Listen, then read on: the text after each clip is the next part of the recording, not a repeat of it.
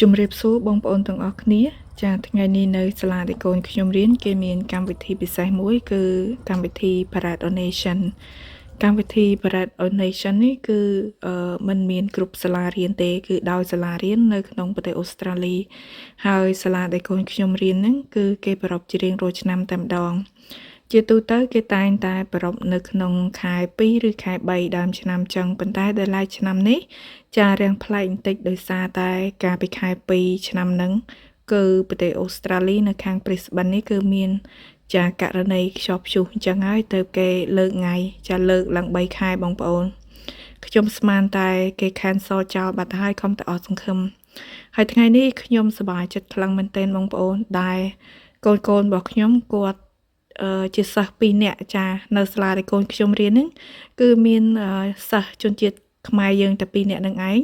ហើយគាត់កាន់ទង់ជាតិតំណាងឲ្យប្រទេសកម្ពុជានិយាយទៅរំភើបចិត្តមែនទែន